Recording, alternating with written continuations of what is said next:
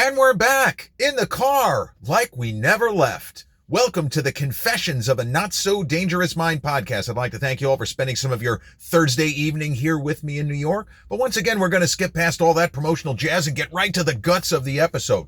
Well, today is a sad day for Yankee fans, for the New York Yankee franchise, because once again, the season has come to an end without a World Series championship. But I mean, going into the postseason, what are they, a 7% chance? Because they had to go through the extra layer of playoffs. It was a lot easier when you simply had to win the American League and then take on an inferior team, as was the case with the Babe Ruth, Lou Gehrig, Joe DiMaggio, Mickey Mantle Yankees in the World Series. You didn't have all these layers of playoffs. You kidding me? Playoffs?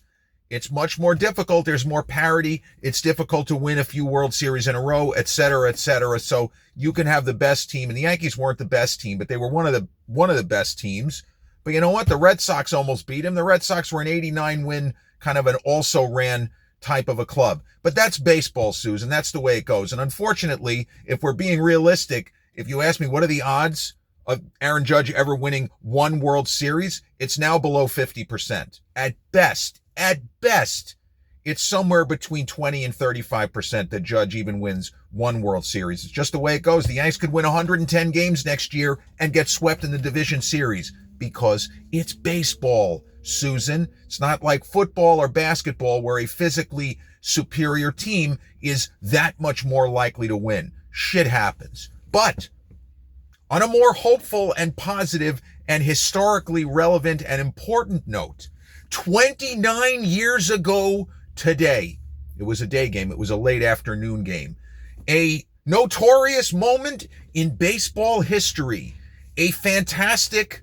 outcome that should not have happened, at least not the way that it did, and a kind of mood and memory of a day, of a particular time in history where technology had advanced, but technology hadn't advanced as much as it would a very short time later. And that's the thing with progress.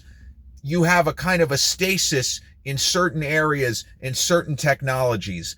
And then once a dam breaks, then it's like that. So October 9th, 1996 was the day of Game 1 of the 1996 American League Championship Series.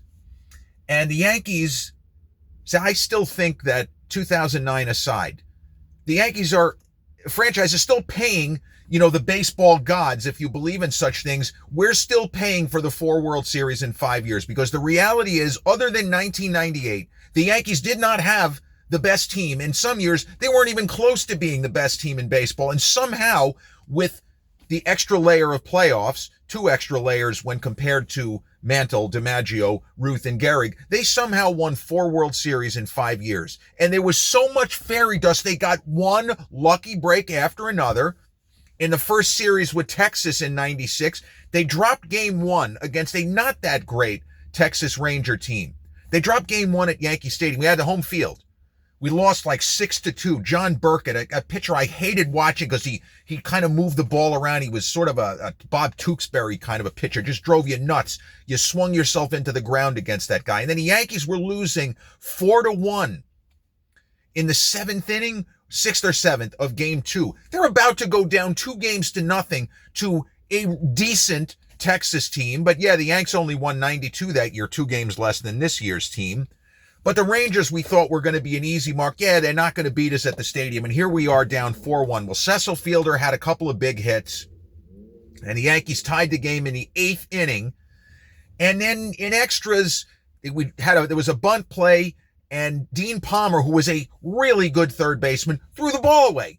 I mean, Dean Palmer didn't throw bunts away, and in that moment in the playoff game, Palmer threw away the bunt. And then Game 3, the Yankees were down in the 9th inning. They're about to be down 2-1 in the first round, and they had another rally, just had that fairy dust. And they ended up beating the Rangers in 4 when Bernie Williams the next day switch hit home runs in the same game. Man, Bernie, what a fucking player that guy was. And they got that series. So now the Yankees in the championship series also had the home field because they won the American League East. But the the Baltimore Orioles had defeated, I think I forgot who Baltimore beat in the first round that year. I don't remember.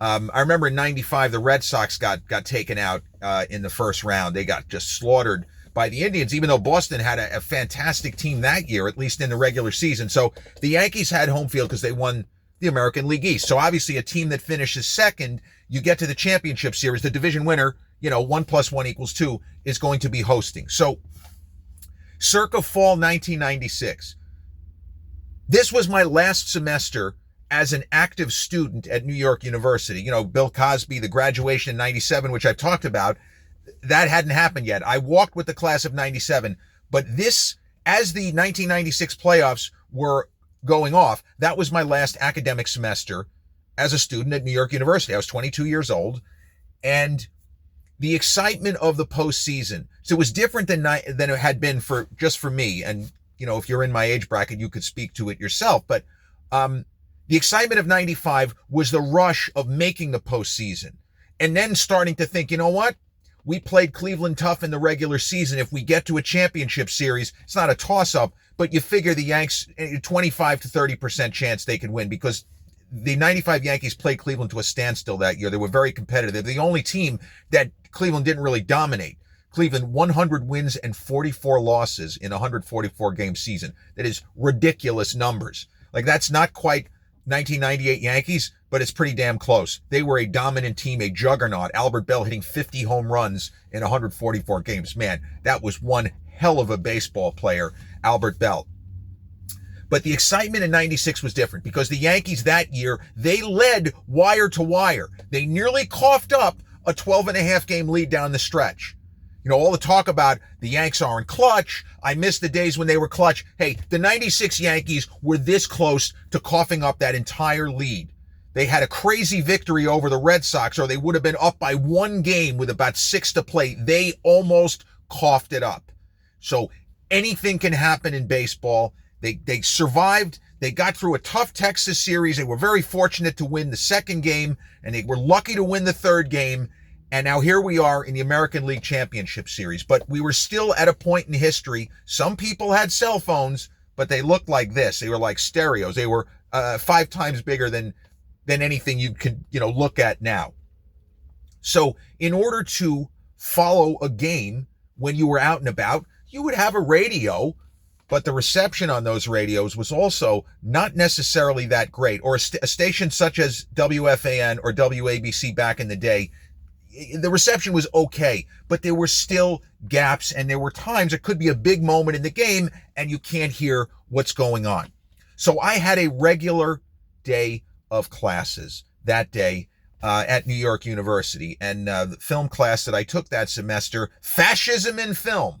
It wasn't exactly as I didn't think it was particularly interesting. It sounds more exciting than it actually was. I ended up writing my term paper on the original Dirty Harry, which was a movie that had been accused in certain quarters, certain critics like, Pauline Kael, not that the film itself was fascist, but that there was fascist ideology on display. Again, none of this is set in stone. You're just arguing one way or the other. And that's the whole idea, the essence of what I was doing as a cinema studies major.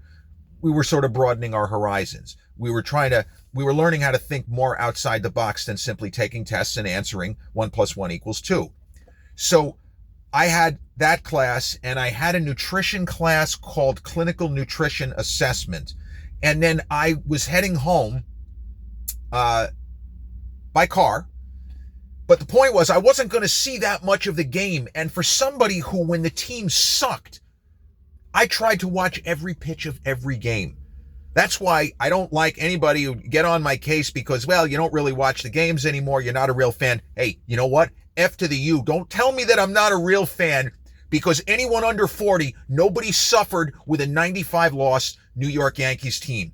You've had nothing but winning seasons, youngin'. You don't know shit about what it's like to be the kind of fan that is staying up till 2 a.m. when the team is 22 games out of first and 27 games under 500. You know nothing. All you know is success and the level of whining because we haven't won a World Series since 2009. Hey, come on, stop. Stop. The Yanks in the 80s were winning 90 games every year. They didn't even smell the fucking playoffs. They got close in 85. But every other year, they were beaten out of sight after the disaster of the 1981 World Series. So here we are in 96. And because I am still a student, I couldn't do it via Zoom. I'm only going to get to see the last part of the game. Because, yes, theoretically, I could have stayed in the city. I could have, and my father would not have been on board with this. I often gave him a ride home, but only when it made sense. I could have theoretically driven to his office. His office was at 99 Park by that point. You know, you're right at the MetLife building. What used to be the Pan Am building was right over there. I theoretically could have done that, but I didn't do that. I don't even remember if he was in the office that day. I didn't stay in the city to watch the game. I said, I'm going to go home. I'll listen on the radio. John Sterling. So the Yankees it was a tight game, you know, a one-run game. And it's only the first game. And it's important to remember, regardless of what had happened in this game, the Yanks could have lost. That doesn't mean they were going to lose the series, because look at what happened in Texas. People were jumping off the fucking bridge when Texas won game one. We're doomed. This is disgusting, right? Joe Torre doesn't get the most out of the players. They got to fire this guy in the offseason. People are already talking about the freaking offseason. You lost one game. So we don't know what would happen, what would have happened. All we know is what did happen. And I should have said that this is a bit of an oral history of that day, that I had a normal day of class, and I'm on the way home. I'm listening to the game on the radio, and it's a tough game. You know, some good defense, some good pitching. I don't remember. I assume that David Cone, no, it would have had to have been Pettit in game one. Cone, I think Cone went in game. Did Cone go in game three? So these are the things that I don't really remember. Pettit was our number one starter. I assume that he started game one. Jimmy Key definitely started game two. That I remember. And it was David Wells on Baltimore. They ended up making that trade in the offseason for the two guys. It turned out that Wells had a lot more left in the tank than Jimmy Key. That was a good move by the Yankees. But we were down a run. And I didn't hit that much traffic. I don't remember what time I left, but I didn't hit as much traffic as you would think. So I got home with the Yankees batting in the bottom of the eighth, down a run. And the thing with Yankee Stadium, now it seems that the new ballpark, which is now, this was its 16th or 17th year, 2009 was the first year of the new ballpark. You could always hit a home run to right field. Right-handed batters or lefty pull hitters who didn't necessarily have a lot of power. There was, even back then, there was a little bit of a jet stream where if you got the ball at a certain trajectory, you didn't have to hit it that hard to get it out of the ballpark. And Derek Jeter was a hitter. He could pull the ball, but Jeter had a kind of inside-out swing. And even as a rookie, he would get better. Derek Jeter as a rookie was not a fully formed offensive force. Even though he had a home run the first game of the season in Cleveland, it was about 30 degrees, and he hit a home run, and Phil Rizzuto just went nuts. He couldn't believe what he was seeing. Jeter hit 300. I think he hit 10 homers that year. But he developed more power later. And he was a guy, you look at his career home run numbers, he was at 260 or something because of the longevity. There was only one year, I think one year he hit 24 homers, something like that. But Jeter had this inside-out swing. And even at that age, if he put a good swing and made solid contact, he could hit the ball out to right. Not the bleachers. I'm talking about within like 60 feet of the foul pole. It was only 314 feet right down the line. And the Orioles had their closer in, another somewhat notorious figure for, with the Yankees later instigated a brawl, not with the Yankees, with the Orioles, but against the Yankees in 98, Armando Benitez. Armando Benitez was a pitcher who had, if you just look at the numbers, a phenomenal career, but he should have been better. He gave up a lot of big home runs. He had the temper issue, and he would lose his cool and do stupid shit like throw at people. You can't. It's one thing if you're defending your teammates. If you think that, for example, Pedro Martinez tried to hit Derek Jeter in the wrist to break his wrist, and then Mike Messina throws the ball at Trot Nixon's head. That's not that that's okay, but that's at least understandable. Armando Benitez in a game in 98, after he gave up a 3-run homer, which proved to be the game winner to Bernie Williams, Armando was so pissed off, he threw a ball and he tried to hit Tino Martinez a little too high. And he ended up hurting Tino pretty bad. I mean, Tino took a 100-mile-an-hour fastball to the back. George Steinbrenner was crying. This was in May of 1998 because he said, you could still see the stitching in my player's back. And George was crying. That was a little silly that he was crying, but he didn't like to see that. But Armando Benitez, in this instance, did not do anything wrong. There was one out and no one on. So the Yankees, in the immortal words of Joe Buck, the Orioles are only 5 defensive outs away from winning game one. Defensive outs. Like he has to add the word defensive. They're only 5 outs from winning game one. But those are always the toughest. So I get home just in time. Jeter's coming up to the plate. And I'm not thinking, oh, he's gonna hit a home run. You get a base hit. Maybe you can steal. You're only down a run. And the 96 Yankees, they had some power. Cecil Fielder was still just about in his prime. What a great player Cecil Fielder was. Kind of underrated as a first baseman. Couldn't move necessarily as well as Tino for a guy who threw righty. But Cecil, if the ball was anywhere near him, he was good at picking, low throws in the dirt. What a great player Cecil was. Man, I love that guy, especially in 96 where he just had so many big hits.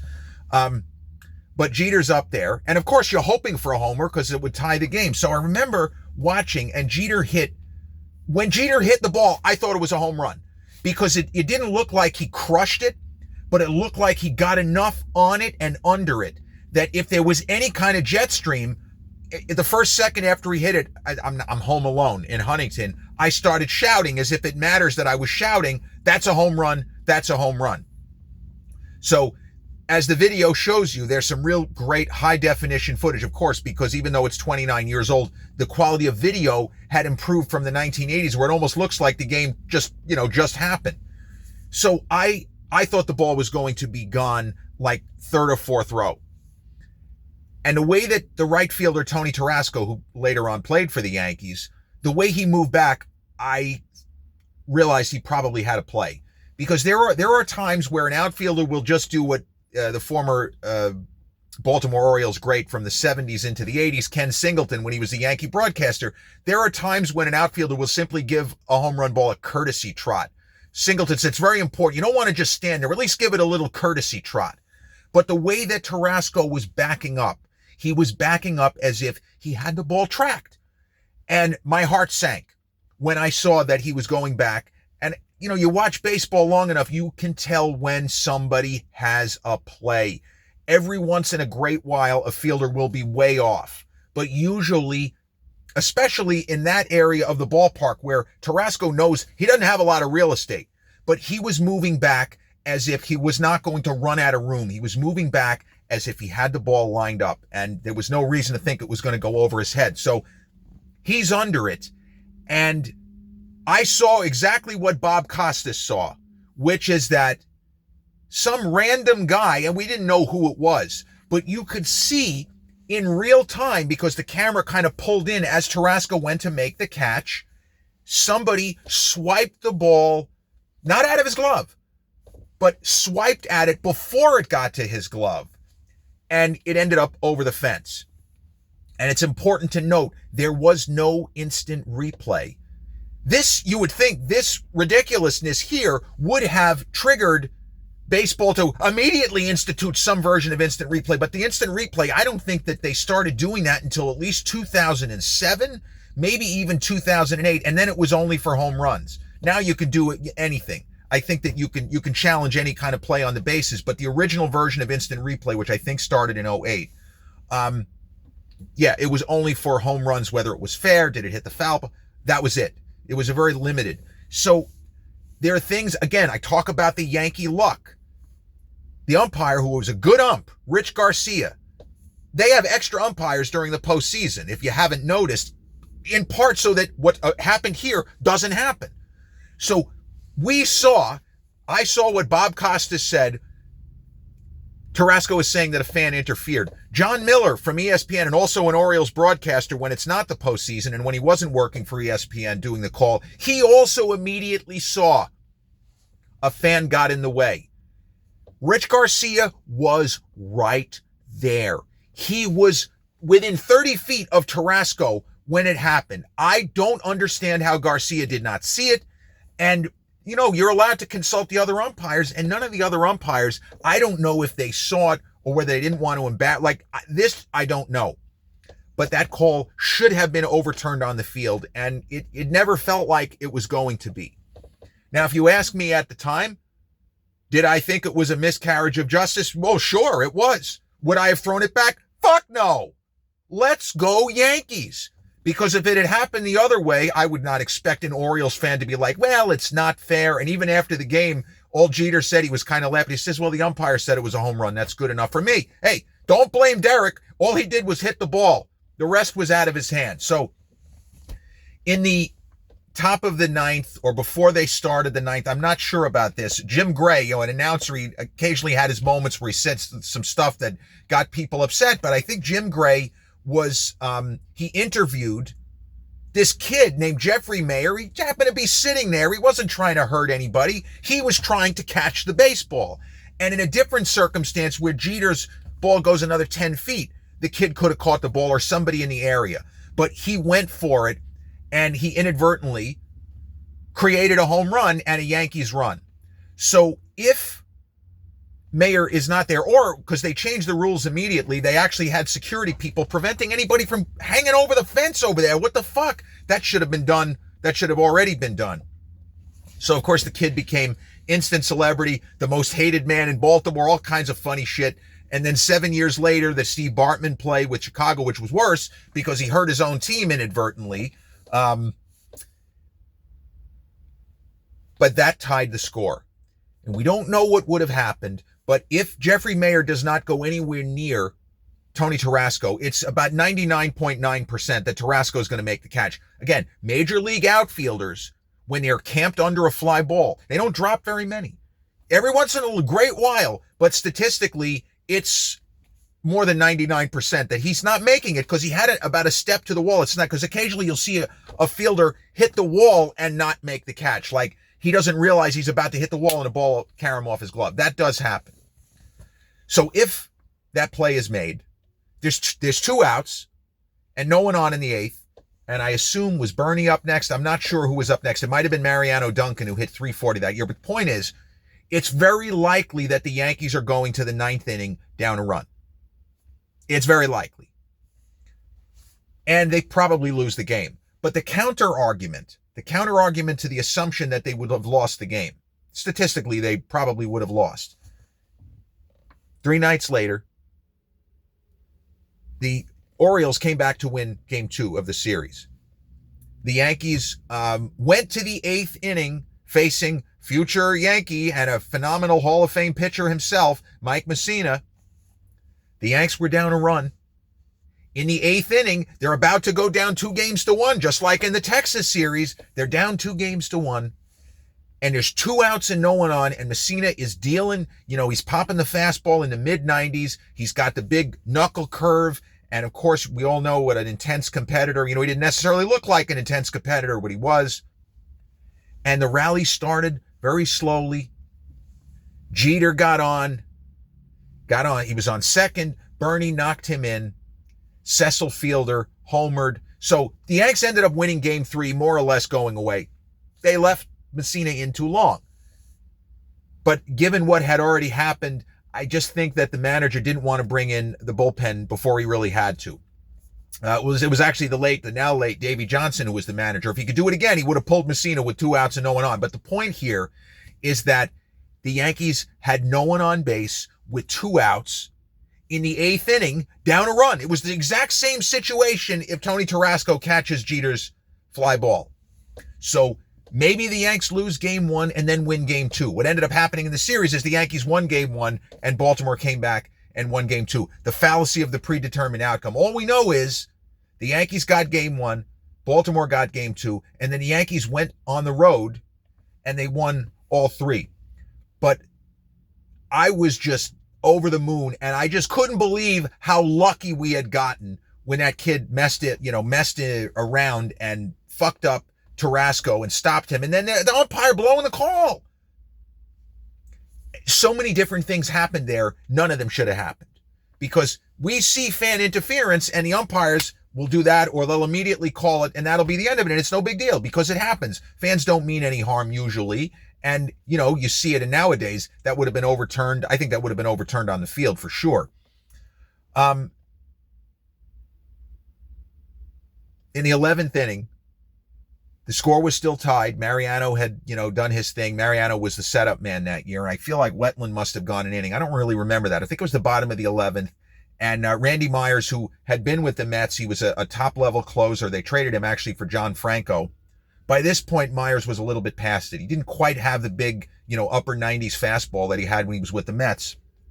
And Bernie Williams walked it off. He just hit an absolute moonshot to left. And man, Bernie was such a great player. He was so good.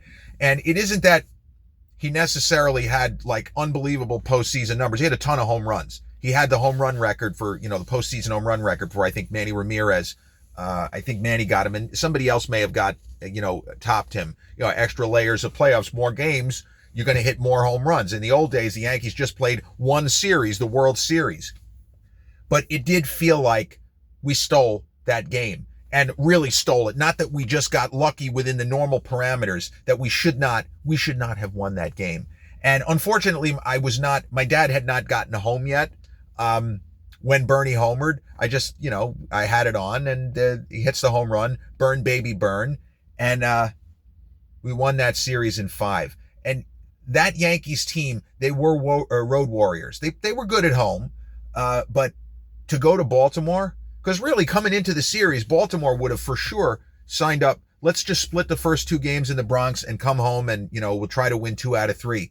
But they lost all 3. And, games 4 and 5 were somewhat competitive. Game 5 ended up, the score, it looked closer than it was. The Yankees won that pretty much going away. But it was really an incredible day to have a normal academic morning and afternoon, then drive home, listen to an American League Championship Series game. It was the first time the Yankees played in the ALCS since 1981. And to see something crazy that people 29 years later are still talking about, something that was essentially a gross miscarriage of justice, and we got to watch it in real time, and then to go on and defeat the Atlanta Braves improbably after getting blown out of the first 2 games in the Bronx. The Yankees went ahead and won 4 straight from a far superior. Braves won 105 games in 1996. They were down 3-1 to the Cardinals. Cardinals weren't even that good. Again, with baseball, weird shit happens. If that's a best out of 5, the Cardinals go to the World Series. But 1996 is arguably the best fan season in the history of the franchise because of the fact that they hadn't won a World Series at that point in 18 years, but they hadn't been to a World Series in 15 years. And getting that first game against Baltimore, I figured, I would have predicted that they were going to win the series in 5, but I for sure thought they were going to win the next day, but they didn't. Baltimore played a good game, and Wells kind of out-dueled Jimmy Key, and the offense, they just didn't get anything going in Game 2. But October 9th, 1996, ALCS Game 1 at Yankee Stadium turned because a 13-year-old boy put his glove where it didn't belong at the either worst or best possible moment. History says the best possible moment because it is something that will continue to be argued. And Yankee luck, the baseball gods gave us that one, and they gave us a lot more. And it almost feels like since then they've been saying, you've had enough.